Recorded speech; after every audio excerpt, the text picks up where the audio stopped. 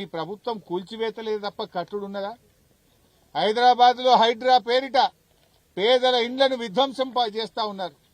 ఇవాళ ఇసుక మాఫియా అటు నిర్మల్లో, ఇటు పెద్దపల్లి జిల్లాలో, ఇటు కరీంనగర్ జిల్లాలో, అటు చెన్నూరులో, మంచిర్యాల జిల్లాలో చెక్ డ్యాంలు, చెరువులు విధ్వంసం చేస్తా ఉన్నారు. కేసీఆర్ గారు కట్టుడు, రేవంత్ రెడ్డి కూలగొట్టుడు. ఇదేనా మీరు చేసింది? ఏమైనా ఉన్నదా నేను అడుగుతా ఉన్నా. ఇవాళ ఒక్క చెక్ డ్యామ్ అన్నా మీరు కట్టారా? ఆనాడు కేసీఆర్ గారు బీఆర్ఎస్ ప్రభుత్వం 1200 చెక్ డ్యాములు కట్టింది. మిషన్ కాకతీయ ద్వారా 44,000 చెరువుల పునరుద్ధరణ చేసింది బీఆర్ఎస్ ప్రభుత్వం. మానేరు వాగు సస్యశ్యామలమైంది. ప్రతి వాగు మీద, వంక మీద చెక్ డ్యాములు కట్టి ప్రతి నీటి చుక్కను ఒడిసి పట్టింది. రైతులకు బంగారముల 2 పంటలు మెయింటైన్ చేసింది బీఆర్ఎస్ ప్రభుత్వం.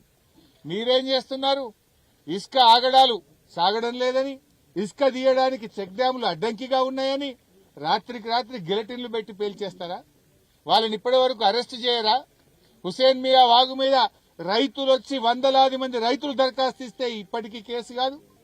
ఇవాళ మానేరు వాగు మీద చెక్ డ్యాం పేల్చేస్తే ఇప్పటికీ దొంగల్ని పట్టుకోరు. మీరు ఇంకా బుకాయించే ప్రయత్నం చేస్తారు.